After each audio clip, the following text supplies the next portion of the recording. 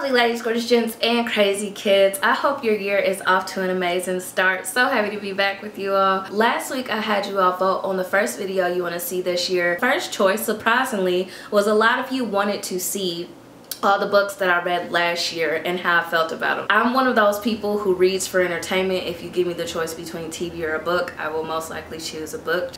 It relaxes me and I just enjoy being able to get into characters' heads. I enjoy reading. Am I one of those people who thinks every book needs to be a literary work of art or super deep or whatever? No, but I definitely enjoy reading and read a lot for entertainment. Last year I read, I think, just over 30 books, and I'm hoping to read more than that this year and hopefully share them on this channel. So with that said, let me jump right into it because I do have quite a bit to cover. I'm gonna start with my poetry books that I read last year. I read Milk and Honey by Ruby Kaur. The Princess Saves Herself in this one by Amanda Lovelace. Stuff I've been feeling lately by Alicia Cook. And then I also read Salt by Naira Waheed. My favorite out of all of these was definitely Milk and Honey. It's divided into 4 sections that I've talked about before: the hurting, the loving, the breaking, the healing. And I mean, it's just it's beautifully written, honestly.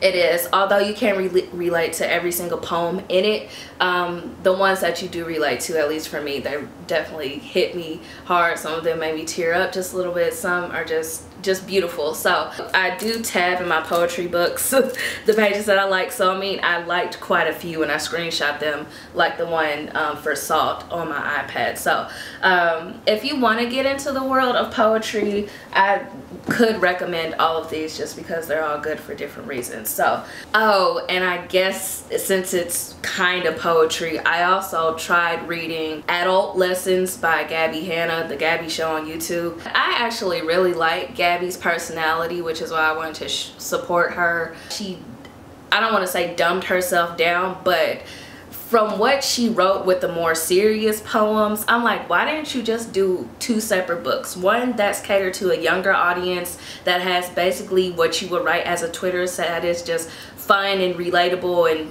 and cheesy little things, and then write one that's actually about heartbreak and growing up and insecurities and stuff. Because her more serious pieces, I was like, okay, she's a pretty decent writer, and then you would see something that's completely like just sounded very immature and forced, and I'm just like, these feel like 2 very different people and for 2 very different audiences. Probably my favorite book that I read last year was A List of Cages by Robin Rowe, and I love this book for personal reasons because I'm the administrator at a group home for teenage boys. Being able to read about someone like Julian, he's a kid who was in foster care. He was once the foster brother of Adam, who's also in this story, and they're separated at some point and kind of reconnect and bump into each other in high school and get to see how their lives have changed since they last saw each other. And Julian's story is just heartbreaking, but it's a very real story that I feel like so many kids are experiencing today, and it's something that a lot of light isn't shined on in a lot of literary works that appeal to like young adults and whatnot. So I definitely appreciate this story and being able to read from Julian's perspective, just because I work with kids like Julian on a regular basis. So I appreciate A List of Cages for the awareness that it spreads. I loved Julian and Adam as characters, and it is a really, at points it's hard to read, but it's definitely worth the read in my opinion. Next, the only series that I read from start to finish is the To All the Boys I've Loved Before series by Jenny Han. Beautiful in my opinion. They're just super cute with the girl on the front. But yes, I really liked book 1 and book 2.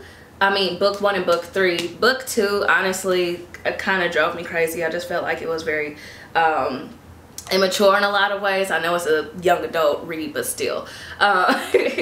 So basically the first book is about Laura Jean, who writes essentially a letter to every boy that she's ever had a crush on or been in love with, and that those letters get released out to the boys, and then things unravel from there. And the series kind of takes off from following those characters. I really honestly love the focus on family dynamics in these stories, probably more than the actual love story aspect of it. It's rare that you find that relatives in a story aren't just random side characters who peek in and out. Like, you develop connections with her sisters and then her dad. They're really cute books, and for teenage girls I think they're definitely relatable books. And I personally like that from book 1 to book 3 you're able to see Laura Jean mature so much, because in the first book she is very immature and has just views on love that may or may not be realistic, and by the last book you get to see her kind of becoming a young woman, still young, still dealing with high school stuff, but the way she faces things is a lot different, and I can appreciate character growth when I'm reading any books. Let me take a break from books that I liked and go into some that I didn't. And I don't have any of these books because I'm not holding on to a book that I don't like. First is Copycat by Kimberla Lawson Roby, I think her name is. I did not like that book. I feel like the main character is very naive. Basically, she meets this woman, and they're both grown women, and this woman just starts doing a lot of copycatter-ish things. And I mean, the main character, she's just so naive, and the story was so basic and kind of predictable, and I just didn't like it. I felt like it's a story that you've seen before or read before, and I felt like it was nothing unique about it. So I just feel like it was kind of an unnecessary book to be written, to be honest. I could not get into Paper Towns. I tried reading it, I tried listening to it, and I got a John Green book just because he's an author in YA that's raved about so much, and I was just like, what are people talking about? Because I'm not into this book. I'm not into the writing style. Like, I just was not interested in it. Oh, probably the book that I liked the least last year was All the Bright Places by Jennifer Niven. I got so frustrated with that book at one point, I literally threw it across the room. Like, I was so frustrated with it. There were so many things I did not like about that story that I'm not even gonna go on a whole 5-minute rant about it. I just have to say there are a lot of things I had an issue with, and I had a lot of problems with the book, honestly. So we're gonna stop it at there. I just don't like that book. Don't recommend it to anybody. I really like the series. I would definitely recommend them to young adults and to definitely teenage girls for sure. One of my new favorite authors, even though she's only written 2 books, is Nicola Yoon. She wrote Everything that's in my car right now. My friend is going to borrow it, so I don't want to take it out of there. And the other one she wrote is The Sun Is Also a Star. Both are just extremely cute love stories and very quick reads. Everything, it was turned into a film. It's basically about the girl who has to stay in her room in her house all the time during her entire life because she's allergic to the outside world. And a boy moves in next door, and you kind of get to see how their friendship even begins and develops from there. And it's just a really cute story. I also love in that story how you can see like medical charts, notes written down. I just love cute additions to stories like that that aren't necessarily necessary in stories, but they're just like something that's creatively added by the author. I also liked The Sun Is Also a Star, which is basically about two teenagers who are at different points in their life. One is about to go off to college, the other one may be deported with her family from America. So it basically shows the crazy events that make them bump into each other and where things go from there, and they're just both really cute stories. The next book I read was We Are Okay by Nina LaCour. I got this book for my flight to Atlanta when I was going to shoot a wedding, and it's short, so I figured I would fly through it by the time the trip was over, but honestly it took me longer to read this short book than it did a lot of books last year, just because I was not interested. I can appreciate the writing style. I actually remember liking the writing style of the book, but it was just boring. Like, I hate calling something that somebody wrote boring, but there's no other way that I can describe it. Like, I was just so uninterested, and maybe if I could relate to it more, like the grief and loss and different like identity and sexuality things that were identified in it. If I could relate more to those things, maybe this would have been a more impactful read, like I've heard it's been for other people. But for me, it honestly, it was boring. I also wanted to read books that followed characters of different cultures, so that's what led me to purchase Amina's Voice and When Dimple Met Rishi. I really liked When Dimple Met Rishi. Basically, Dimple is a girl who's into coding and goes to this camp for that, but Rishi, the boy that she's supposed to have an arranged marriage with, is going to the camp basically to meet her and thinks they're gonna get to know each other, and Dimple is just like, not happening. So you kind of get to see how things develop between them.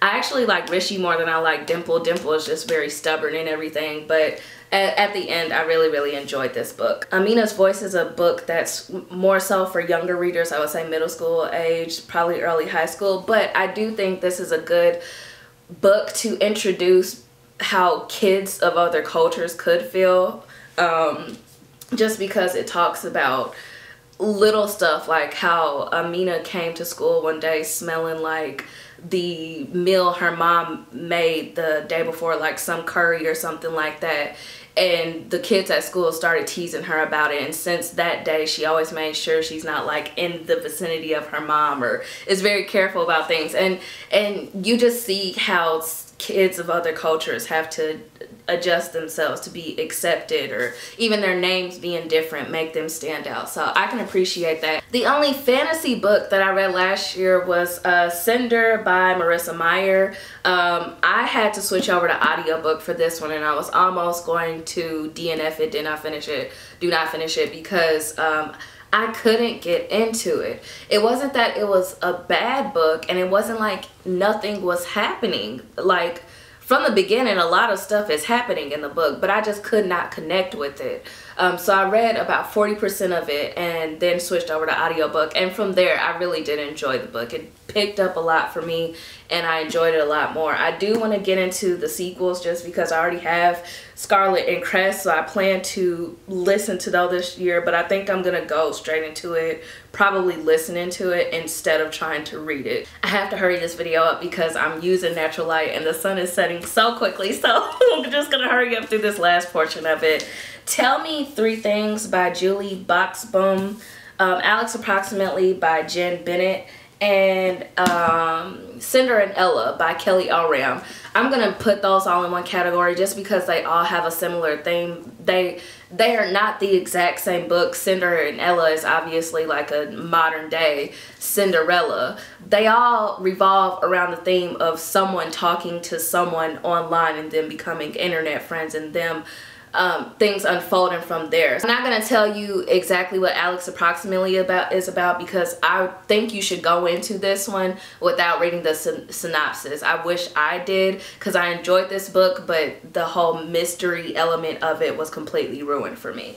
Tell Me 3 Things, basically the main character moves to a whole new city, and some person randomly starts messaging her online, and they start to develop a friendship, and then she starts actually making friends in real life and trying to figure out who the heck is this person that I like online but doesn't actually talk to me in person.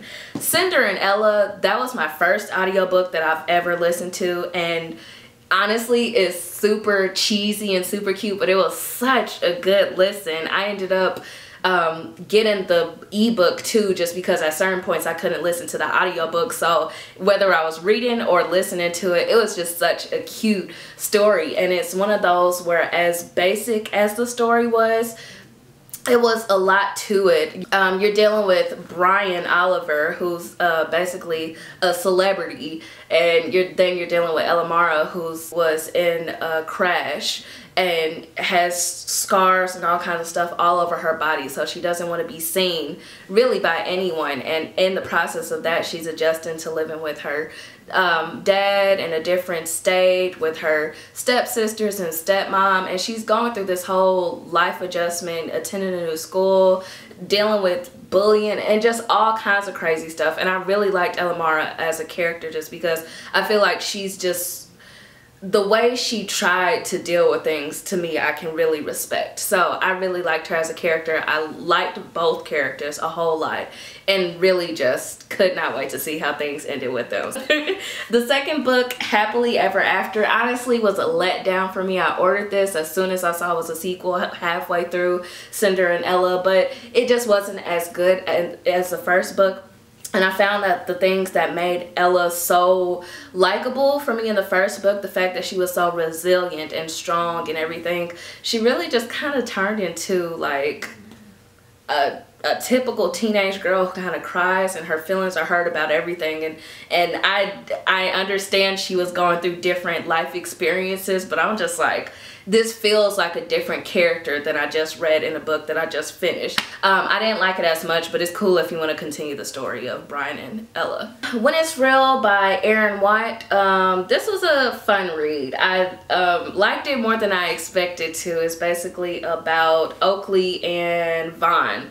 And Oakley needs to basically clean up his image as a celebrity, and Vaughn is just this average girl trying to work her jobs, make her way in life, and Vaughn is basically paid to be in a relationship with Oakley, and it's just funny watching the story unravel from there. There were a lot of laugh out loud moments in this story for me. More audiobooks that I listened to last year were Apple and Rain by Sarah Crossan, which is actually a funny little story. I liked it. It was a very quick listen, but one that I liked. By Your Side by Casey West. I've actually read a couple of her books, and By Your Side, in my opinion, was the best one that I've encountered. Ebooks I haven't mentioned are Dreamland by Sarah Dessen. It was just an okay read. It was definitely a lot of drama in it and everything, but again, it was just another okay read, and I feel like that was one of the books where I felt like the main character could have avoided some things by just making smarter decisions. So you just have to expect it when you're reading about these teenage girls. So I take it pretty lightly, but it does affect the enjoyment of the books. Ooh, I forgot I also reread And Then There Were None. I haven't read that since high school. It was probably one of the only books, one of the required readings that I actually enjoyed in high school.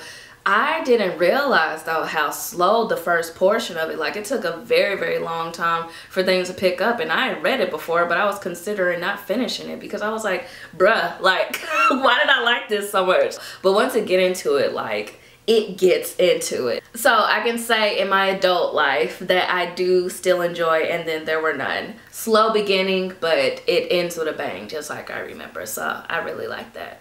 Oh, Mockingbird by Catherine Eskren. That was a really good book. It deals with a girl with Asperger's, and you get to see how she's basically processing a loss in her family. Because she has Asperger's, she doesn't process things or react to things in the same that we do. So you're in her head in the story, seeing how she processes real life things and these emotions, and some moments are really heartbreaking because of that, but some are just really sweet and hilarious for other reasons. So I actually really liked Mockingbird. I didn't know what to expect going to it, but I enjoyed it. I'm gonna wrap up here, and if I missed any other books, I'm so sorry, but I feel like I've been talking forever anyway, so we're good. So as the sun is setting on me and I barely have any light to work with, I do just want to do one final reflection on my reading last year. Last year I read a lot of love stories, I read a lot of young adult and contemporary reads, and this year as a reader I definitely want to be more diverse. I want to read about characters from different cultures. I want to read different types of stories and not just a whole bunch of love stories and chick flick type reads, and because I definitely didn't used to read those types of books before, so I kind of want to read more diversely in that way. I do want to start reading autobiographies as well, and I think that that will just create a whole nother level of interest that I haven't developed in reading before. And more than anything, I just want to continue to explore my love for reading, and yeah, review more, rate more, share my love for reading more with others so that others can do it as well. So thank you so much for watching. Feel free to follow me on Goodreads. I'm always posting my book progress, my reading progress on there. I rate and review books now, and I just have been having a lot of fun keeping up with those of you who are my friends on there and update your stuff as well. So feel free to add me. With that said, I'm going to see you lovely ladies, gorgeous gents, and crazy kids in my next video. Kenny loves you.